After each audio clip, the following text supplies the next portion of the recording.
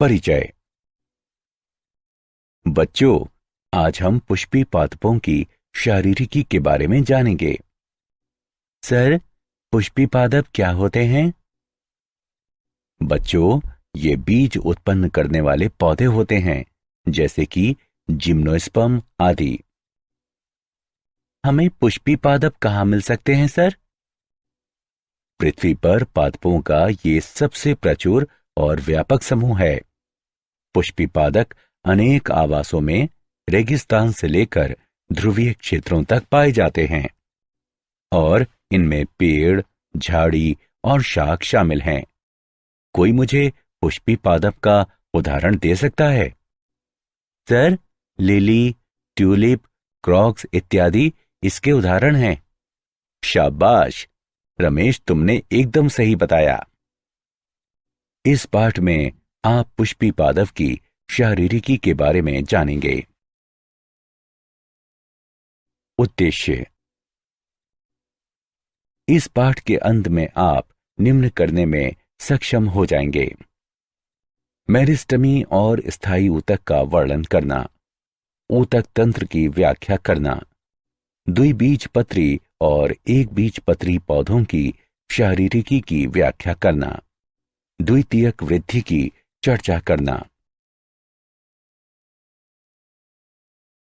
ऊतक। शारीरिकी में पादप अंगों की आंतरिक संरचना का अध्ययन किया जाता है। एक समान उद्भव और कार्य वाली समान या असमान कोशिकाओं का समूह ऊतक कहलाता है। ऊतकों को दो प्रकार में वर्गीकृत किया जा सकता है: मेरिस्टेमी ऊतक यानी विभज्य योतकी ऊतक और स्थायी ऊतक। मेरिस्टेमी ऊतक अनिश्चित काल तक विभाजन करने में सक्षम तथा समान कोशिकाओं या निश्चित ऊतक उत्पन्न करने के लिए विभेदन करने वाली कोशिकाओं को उत्पन्न करने वाली छोटी कोशिकाओं से बने पादप ऊतक मेरिस्टेमी ऊतक यानी विभज्य योतकी ऊतक कहलाते हैं। मेरिस्टेम, जो जड़ तथा तने के वृद्धि करते बिंदुओं के शीर्ष पर होता है, शीर्षस्थ मेरिस्टेम कहलाता है। यह लगातार विभाजन करता है, जिससे प्रारोह तथा जड़ की लंबाई में वृद्धि होती है। कलिका, जो पत्ती के कक्ष से निकलती है तथा शाखा प्रारोह या पुष्प में विकसित होने की क्षमता होती है, कक्षीय कलिका कहलाती है।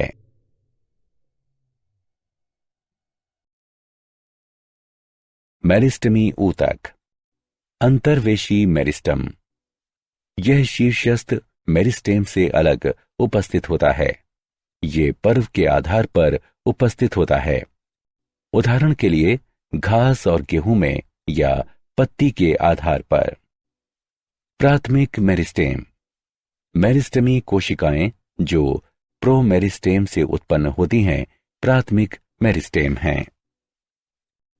शीर्ष मेरिस्टेम और अंतर्वेशी मेरिस्टेम दोनों प्राथमिक मेरिस्टेम हैं। द्वितीयक मेरिस्टेम या पार्श्वीय मेरिस्टेम। ये प्राथमिक स्थायी ऊतक से विकसित मेरिस्टेम हैं। ये किसी अंग के निर्माण की शुरुआत से उपस्थित नहीं होते हैं, बल्कि बाद में विकसित होते हैं और द्वितीयक स्थायी ऊतक बनाते हैं। उदाहरण के लिए जड़ों के कैम्बियम।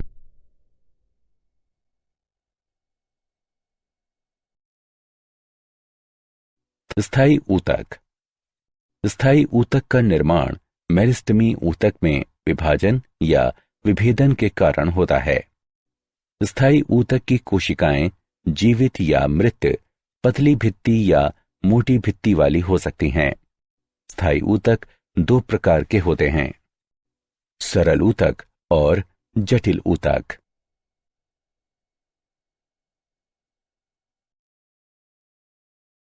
साधारण ऊतक। सरल ऊतक प्रकृति में सजातीय होते हैं और संरचनात्मक तथा कार्यात्मक रूप से समान कोशिकाओं के बने होते हैं। ये तीन प्रकार के होते हैं: पैरेन्काइमा, कॉलेनकाइमा और स्क्लेरेन्काइमा। पैरेन्काइमा। पैरेन्काइमा की कोशिकाएं जीवित मोटी भित्ति वाली होती हैं। इनमें स्पष्ट केंद्रक होते हैं। कोशिका भित्ति सेल्यूलोज, हेमीसेल्यूलोज और पैक्टिक पदार्थों की बनी होती है। कोशिकाओं में थोड़ा या ज्यादा अंतराकोशिकीय अवकाश होता है। कोशिकाएं प्रायः समव्यासी होती हैं, लेकिन लंबाकार, गोलाकार और बहुभुजीय भी हो सकती हैं। कॉलेनकाइमा यानी स्थूल कोण ऊतक। कॉलेनकाइमा की कोशिकाएं मोटी भित्ति वाली जीवित लंबाकार कोशिकाएं हैं। कोशिका भित्ति सेल्यूलोज, हेमीसेल्यूलोज और पैक्टिक पदार्थों की बनी होती है। भित्ति की मोटाई एक समान नहीं होती है। भित्तियों पर प्रायः साधारण गर्त होते हैं। कभी कभी कॉलेनकाइमा कोशिकाओं में क्लोरोप्लास्ट भी होते हैं। ये यांत्रिक तथा जैव प्रकार के दोनों कार्य करती हैं। कॉलेनकाइमा तनन सामर्थ्य प्रदान करती हैं, जिससे वृद्धि कर रहे अंगों को लचीलापन और सहारा मिलता है। क्लोरोप्लास्ट युक्त कॉलेनकाइमा प्रकाश संश्लेषण का कार्य करती है।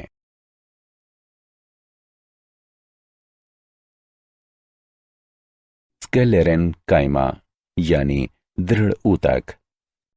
स्क्लेरेन्काइमा ऊतक बहुत कठोर, मोटी भित्तियों वाली कोशिकाओं के बने होते हैं। स्क्लेरेन्काइमा कोशिकाओं की कोशिका भित्ति बहुत मोटी होती है। इसलिए परिपक्वता पर कोशिका का बाह्य कोशिकीय वातावरण से पूरी तरह से संपर्क टूट जाता है और कोशिका मृत हो जाती है। स्क्लेरेन्काइमा कोशिकाएं दो प्रकार की होती हैं, तंतुमयी और स्क्लेरेट।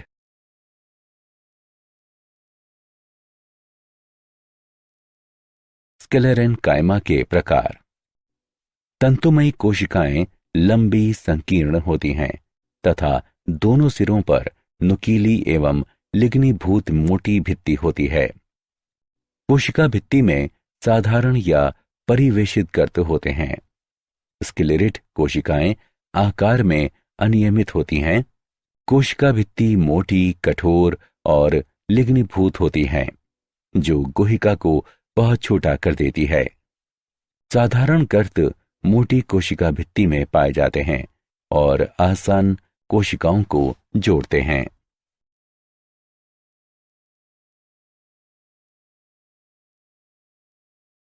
जटिल ऊतक। जटिल ऊतक सजीव एवं निर्जीव कोशिकाओं के बने होते हैं, जो अलग अलग कार्य करती हैं। जटिल ऊतक एकल इकाई के रूप में कार्य करते हैं। जटिल ऊतक संवहन ऊतक भी कहलाते हैं। जटिल ऊतक दो प्रकार के होते हैं, जाइलम और फ्लोएम।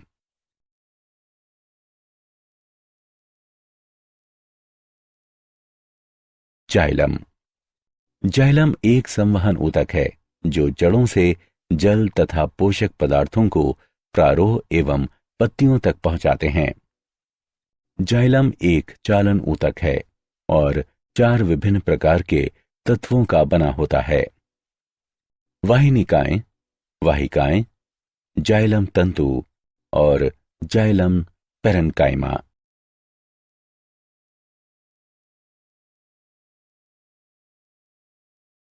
जाइलम के प्रकार।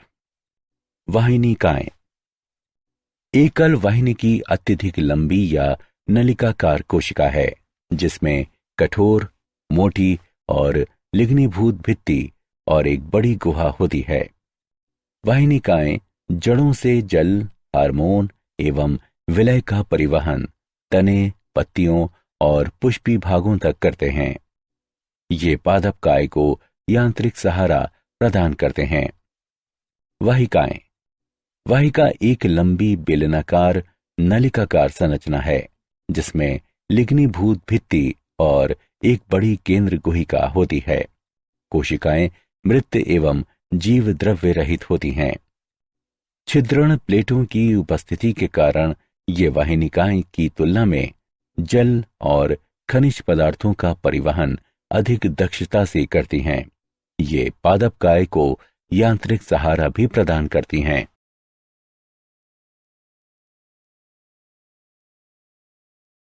जाइलम के प्रकार। जाइलम तंतु। जाइलम तंतु लंबी, संकीर्ण, मोटी और लिग्नीभूत कोशिकाएं हैं। ये प्रायः दोनों सिरों पर नुकीली होती हैं। जाइलम तंतु मृत कोशिकाएं हैं। जाइलम तंतु जाइलम और पादपकाय को पूरी तरह से यांत्रिक शक्ति प्रदान करती हैं। Xylem parenchyma. जाइलम में पाई जाने वाली पैरेन्काइमा कोशिकाएं सजीव और समव्यासी होती हैं। जाइलम पैरेन्काइमा कोशिकाएं अधिकतर प्राथमिक जाइलम और द्वितीयक जाइलम में पाई जाती हैं। जाइलम पैरेन्काइमा कोशिकाएं भोजन संग्रहण का कार्य करती हैं और ऊपर की ओर जल के संवहन में सहायता करती हैं।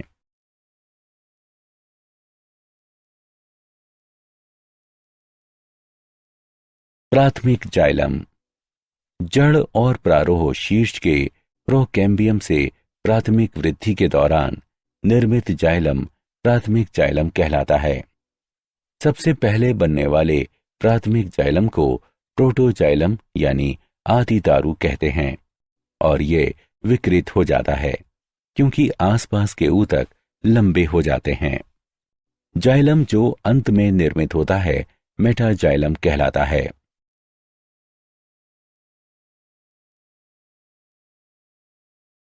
फ्लोएम। फ्लोएम भी जाइलम के समान संवहन ऊतक है जो कार्बनिक पदार्थों के संवहन के लिए जिम्मेदार है। प्रोकैम्बियम से निर्मित फ्लोएम प्राथमिक फ्लोएम कहलाता है और जो संवहन कैम्बियम से बनता है द्वितीयक फ्लोएम कहलाता है। फ्लोएम 4 तत्वों का बना होता है: चालनी नलिका तत्व, सहचर कोशिकाएं, फ्लोएम पैरेन्काइमा और फ्लोएम तंतु।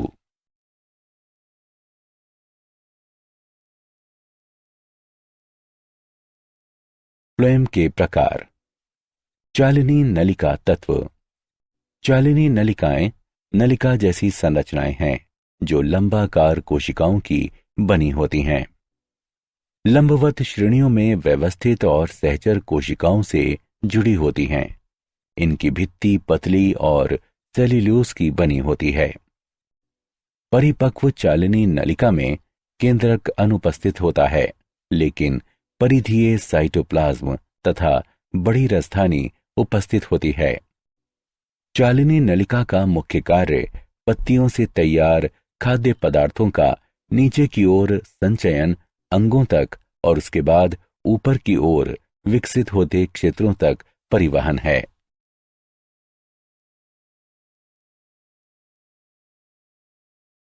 फ्लोएम के प्रकार।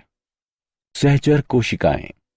सहचर कोशिकाएं विशिष्ट पैरेन्काइमी कोशिकाएं हैं।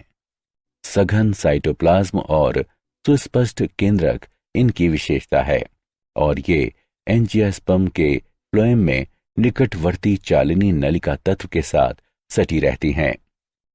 Phloem parenchyma.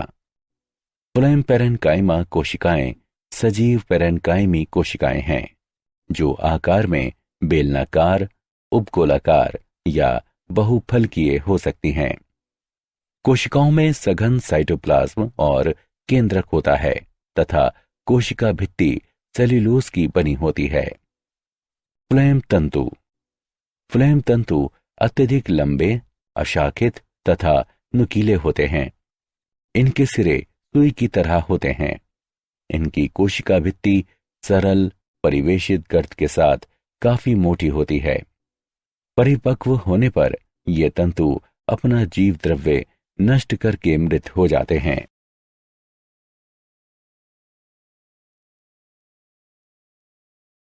ऊतक तंत्र।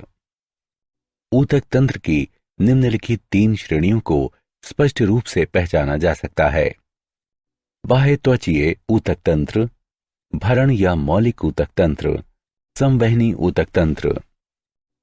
बाह्य त्वचीय ऊतक तंत्र। बाह्य त्वचा पादपकाय का सबसे बाहरी आवरण है जो बाह्य वातावरण के सीधे संपर्क में होता है। ये लंबी एक दूसरे से सटी कोशिकाओं का बना होता है जो बिना किसी अंतराकोशिकीय अवकाश के एक अखंड सतह बनाती हैं। बाह्य त्वचा की बाहरी भित्ति मोटी होती है और प्रायः बाह्य त्वचीय कोशिकाओं में स्रावित किए जाने वाले मोमीय पदार्थ के निक्षेपण द्वारा निर्मित क्यूटिकल द्वारा ढकी होती हैं। मरुदीभद पौधों में म्यूटिकल सबसे मोटी होती है।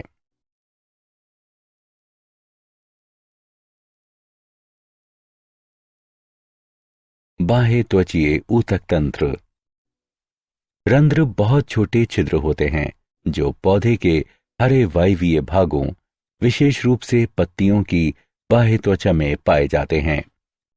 प्रत्येक रंध्र का छिद्र द्वार कोशिकाएं कहलाने वाली दो सेम के आकार की कोशिकाओं द्वारा घिरा रहता है।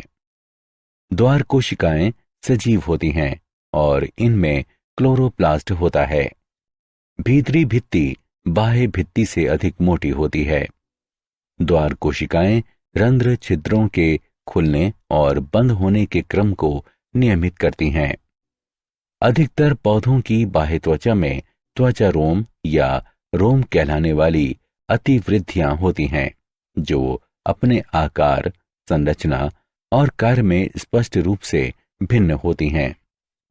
त्वचा रोम अत्यधिक जल की हानि को रोकते हैं। त्वचा रोम बीजों एवं फलों के संरक्षण, प्राकीर्णन में सहायता करते हैं। जड़ों की बाह्य त्वचा में मूल रोम विशिष्ट क्षेत्र मूल रोम क्षेत्र में होते हैं। ये मृदा से जल और खनिज विलयन का अवशोषण करने के अतिरिक्त पादपकाय को मृदा में स्थिर रखने में महत्वपूर्ण भूमिका निभाते हैं।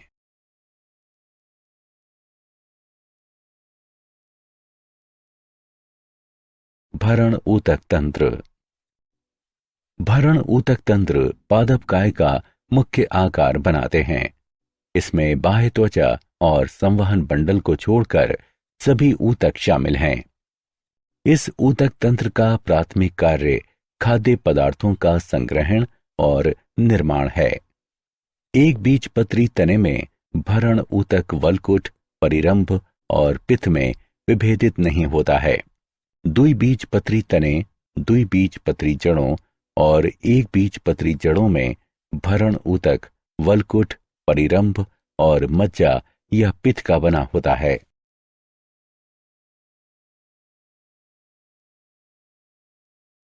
संवहनी ऊतक तंत्र। अक्ष का केंद्रीय स्तंभ अर्थात जड़ और तना रंभ कहलाता है जो अनेक संवहन बंडलों का बना होता है जो संवहनी ऊतक तंत्र बनाते हैं। संवहन बंडल में जाइलम, फ्लोएम और कैम्बियम भी होते हैं। यदि जाइलम और फ्लोएम के बीच कैम्बियम उपस्थित है तो इसे खुला संवहन बंडल कहा जाता है। उदाहरण द्विबीजपत्री। यदि जाइलम और फ्लोएम के बीच कैम्बियम नहीं है तो इसे बंद संवहन बंडल कहा जाता है। उदाहरण एक बीजपत्री।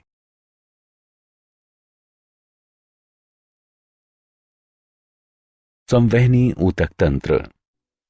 जाइलम और फ्लोएम के विन्यास के अनुसार संवहन बंडल दो प्रकार के होते हैं, अरीय और संयुक्त।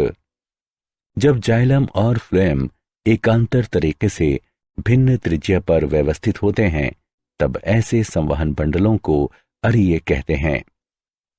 जब जाइलम और फ्लोएम समान त्रिज्याओं पर उपस्थित होते हैं तो इस प्रकार के संवहन बंडल संयुक्त संवहन बंडल कहलाते हैं।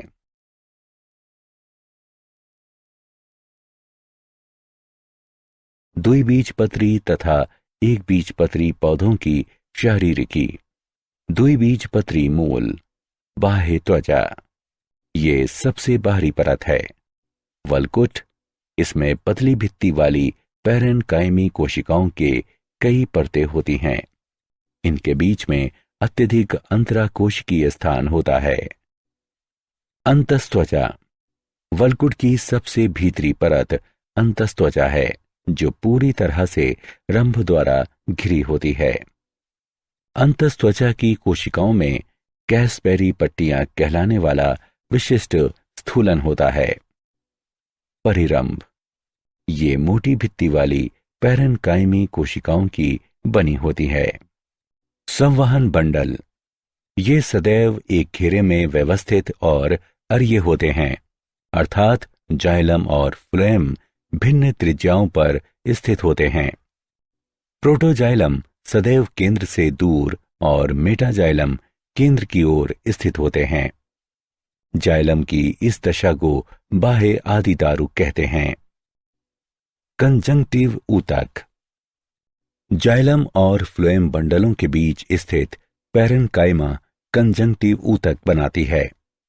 पित्त, ये जड़ के केंद्र में एक छोटा क्षेत्र घेरता है और पैरेन्काइमी कोशिकाओं का बना होता है।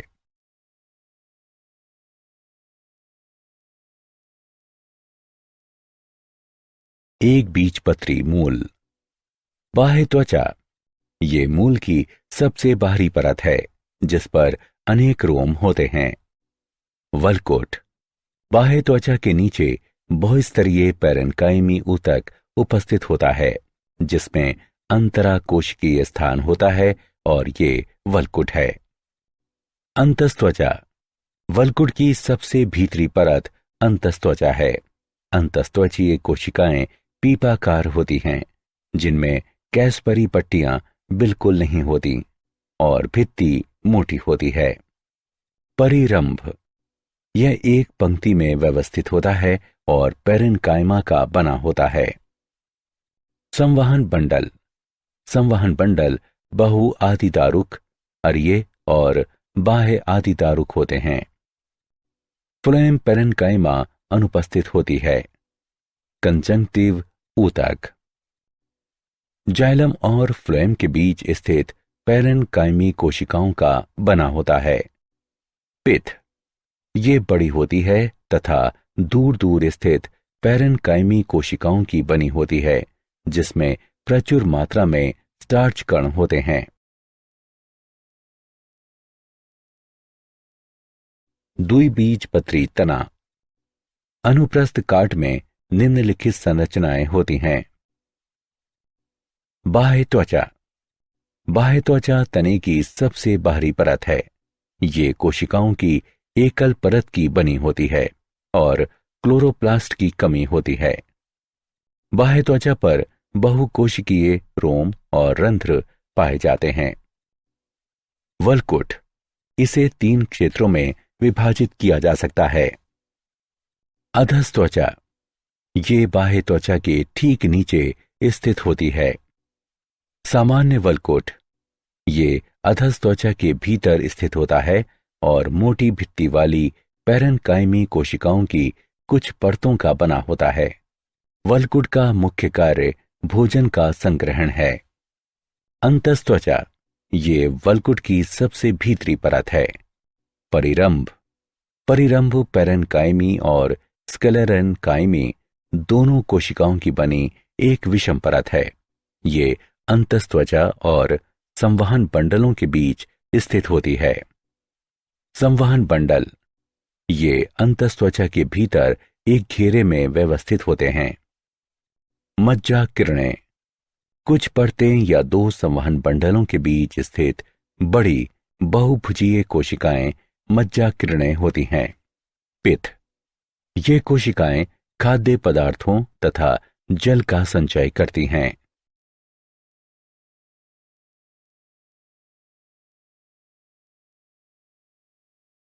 एक बीजपत्री तना, बाह्य त्वचा, यह मोटी क्यूटिकल वाली सबसे बाहरी एकल परत है। बहुकोशिकीय रोम अनुपस्थित होते हैं। अधस्त्वचा, ये स्क्लेरेन्काइमी कोशिकाओं की बनी होती है। प्रायः 2-3 परत मोटी होती है और बाह्य त्वचा के नीचे स्थित होती है।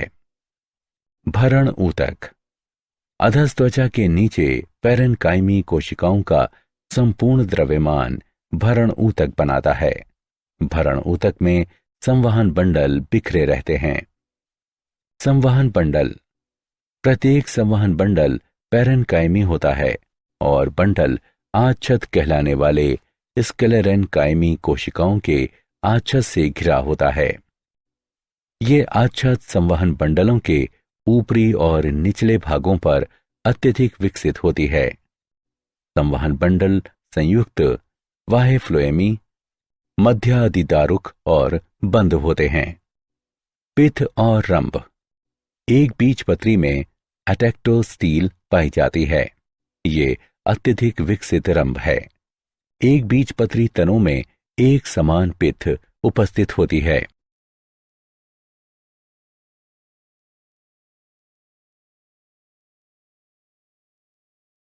पृष्ठाधार। द्विबीजपत्री पत्ती। ऊपरी बाह्य त्वचा। ये एक दूसरे से जुड़ी एक समान स्तरीय पैरेन्काइमेटी कोशिकाओं की बनी सबसे बाहरी परत है। कोशिकाओं की बाहरी भित्ति पर क्यूटिकल होती है। रंध्र और क्लोरोप्लास्ट नहीं होते हैं। निचली बाह्य त्वचा। ये पतली क्यूटिकल वाली पैरेन्काइमेटी कोशिकाओं की एक एकल परत है और इनमें अनेक रंध्र होते हैं। क्लोरोप्लास्ट केवल द्वार कोशिकाओं में ही उपस्थित होते हैं। निचली बाह्य त्वचा गैसों के विनिमय में सहायता करती है। इस कक्ष के माध्यम से जल वाष्प की हानि होती है।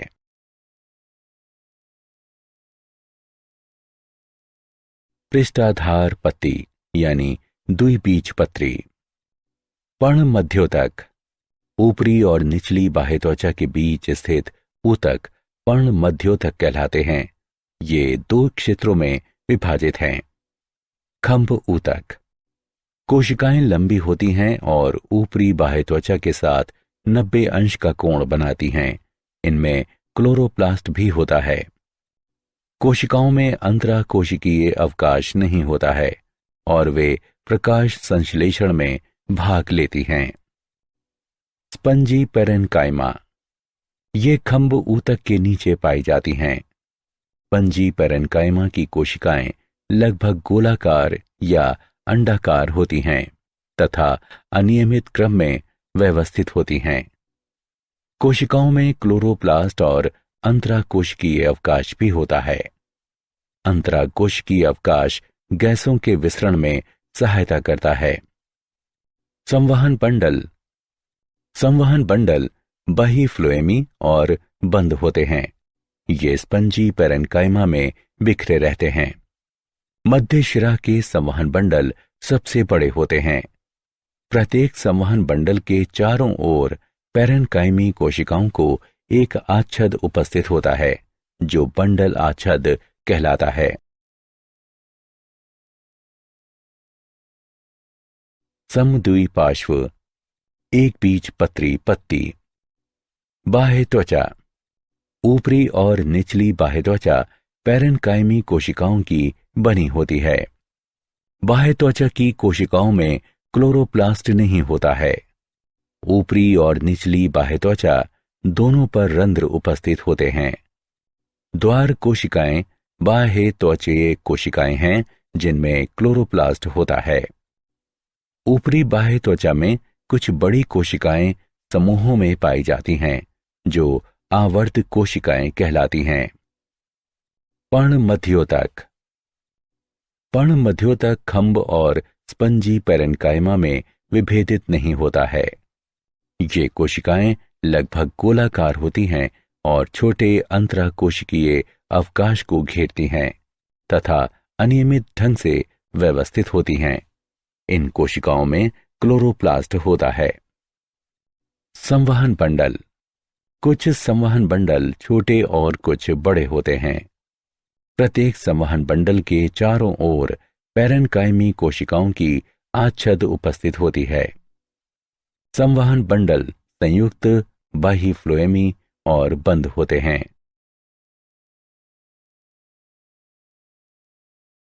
द्वितीयक वृद्धि।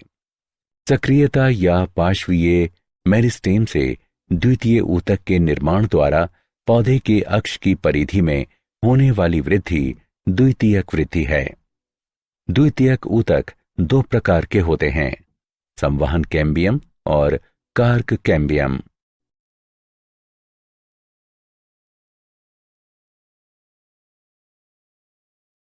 संवहन कैम्बियम।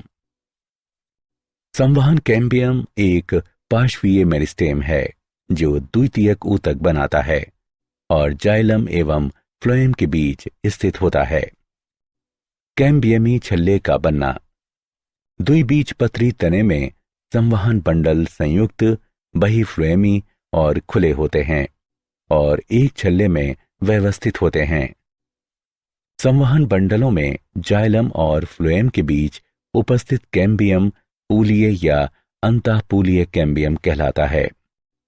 मज्जा किरणों की कुछ कोशिकाएं मेरिस्टेमी हो जाती हैं और वे अंतरापूलीय कैम्बियम कहलाती हैं। ये दोनों कैम्बियम एक साथ मिलकर संवहन कैम्बियम या इंट्रास्टेलर कैम्बियम का पूर्ण छल्ला बनाते हैं।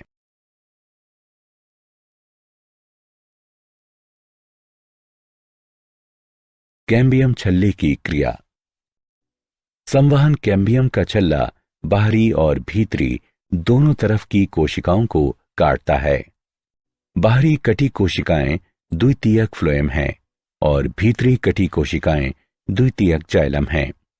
कटी हुई द्वितीयक जाइलम की मात्रा द्वितीयक फ्लोएम से अधिक होती है और इस प्रकार द्वितीयक ऊतक के निर्माण के साथ घेरे या व्यास में वृद्धि होती है जो द्वितीयक वृद्धि कहलाती है।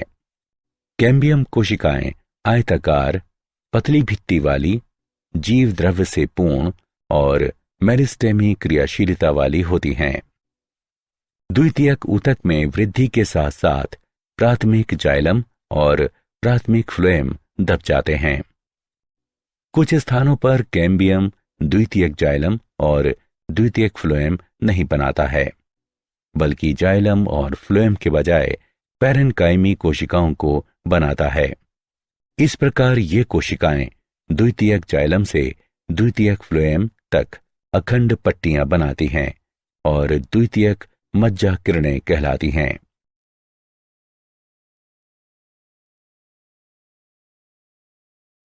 बसंत दारू तथा शरद दारू। बसंत ऋतु में कैम्बियम की सक्रियता अधिक हो जाती है और इस कारण काष्ठ तत्व चौड़ी गुहिका के साथ आकार में बड़े हो जाते हैं।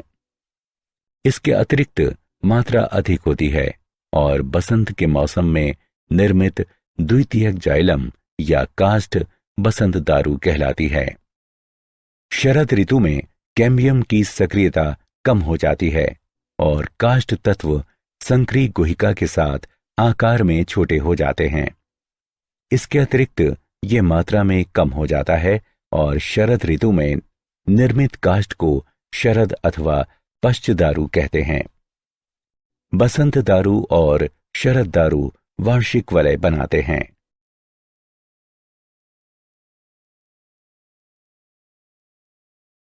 हृद दारू तथा रस दारू।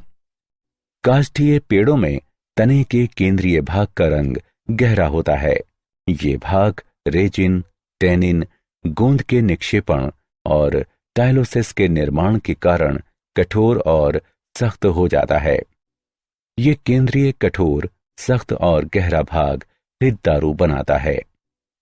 वाहिकाओं में टाइलोसिस के निर्माण के कारण हृद दारू के संवहन कार्य बंद हो जाते हैं और इसलिए हृद दारू यांत्रिक रूप से कार्य करती है। हृद दारू का उपयोग प्रायः फर्नीचर बनाने में किया जाता है। तने का बाहरी भाग हल्के रंग का और मुलायम होता है जो जल और खनिज पदार्थों का संवहन करता है और ये रस दारू कहलाता है। इस काष्ठ का उपयोग पल्पवुड, टूल हैंडल्स आदि बनाने में किया जाता है।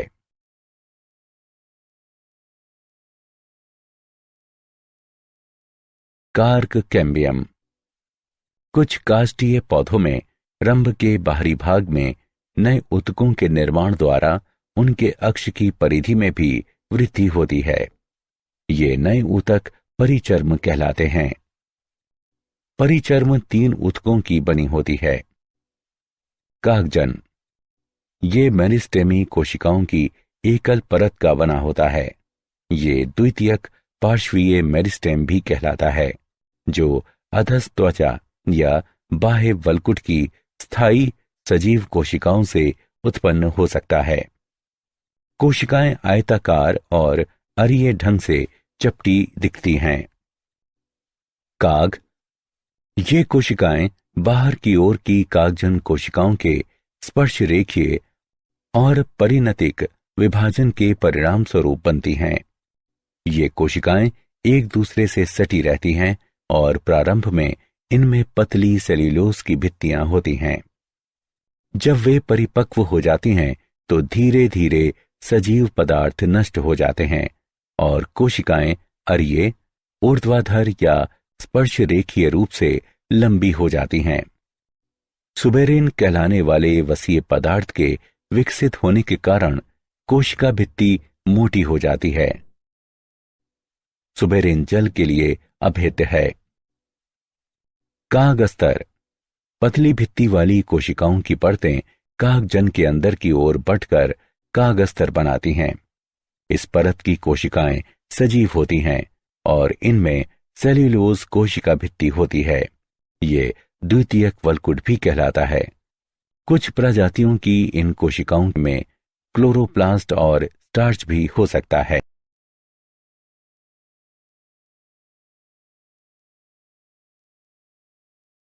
छाल वल्क, संवहन कैम्बियम के बाहर की तरफ के सभी ऊतक छाल वल्क बनाते हैं। छाल वल्क के 2 भाग होते हैं। बाहरी छाल वल्क, कार्क कैम्बियम के बाहर की तरफ स्थित सभी ऊतक बाहरी छाल वल्क कहलाते हैं। भीतरी छाल वल्क, कार्क कैम्बियम और संवहन कैम्बियम के बीच वाला क्षेत्र भीतरी छाल वल्क कहलाता है। वातरंध्र, वातरंध्र छाल वल्क में बने छिद्र होते हैं जिनसे होकर गैसों का आदान प्रदान होता है। प्रत्येक वातरंध्र में कार्क कैम्बियम कार्क कोशिकाएं उत्पन्न न करके अनियमित पैरेन्काइमी कोशिकाएं बनाता है, जो अत्यधिक अंतराकोशिकीय अवकाश के साथ दूर दूर व्यवस्थित होती हैं। ये ढेर पूरक कोशिकाएं कहलाता है।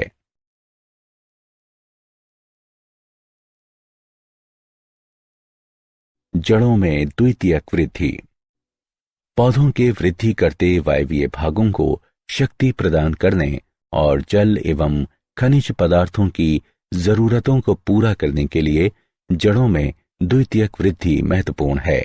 एक बीजपत्री जड़ों में द्वितीयक वृद्धि नहीं पाई जाती है। ये संवहन कैम्बियम और कार्क कैम्बियम की सक्रियता के कारण होती है।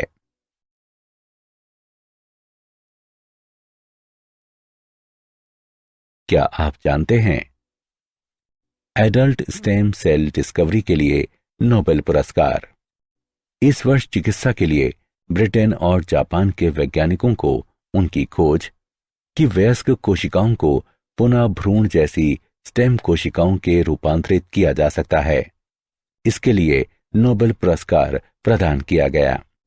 कैम्ब्रिज स्थित गर्डान संस्थान के जॉन गर्डान और क्योटो विश्वविद्यालय की सीनिया यामानाका ने उस ऊतक को बनाने के तरीकों की खोज की जो भ्रूण से कोशिकाओं को एकत्र करने की आवश्यकता के बिना ही भ्रूणीय कोशिकाओं की तरह कार्य करेगा। सारांश, आइए हमने जो कुछ सीखा है उसे संक्षेप में दोहराएं। समान उत्पत्ति और समान कार्य करने वाली समान या असमान कोशिकाओं का समूह ऊतक कहलाता है। ऊतक 2 प्रकार के होते हैं, मेरिस्टेमी और स्थायी। सरल ऊतक प्रकृति में समजातीय होते हैं और संरचनात्मक एवं कार्यात्मक रूप से समान कोशिकाओं के बने होते हैं। सरल ऊतक 3 प्रकार के होते हैं, पैरेन्काइमा, कालेन्काइमा और स्क्लेरेन्काइमा। जटिल ऊतक सजीव और निर्जीव कोशिकाओं के बने होते हैं जो अलग अलग कार्य करते हैं। जटिल ऊतक दो प्रकार के होते हैं, जाइलम और फ्लोएम।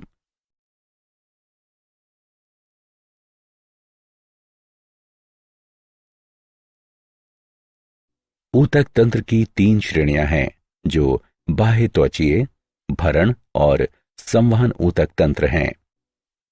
सक्रियता या पार्श्वीय मेरिस्टेम से द्वितीयक ऊतक के निर्माण द्वारा पौधे के अक्ष की परिधि में होने वाली वृद्धि द्वितीयक वृद्धि कहलाती है। बसंत में कैम्बियम की सक्रियता अधिक होती है और शरद ऋतु में कैम्बियम की सक्रियता कम हो जाती है। बसंत दारू और शरद दारू वार्षिक वलय बनाते हैं। संवहन कैम्बियम के बाहर स्थित सभी ऊतक छाल वल्क बनाते हैं।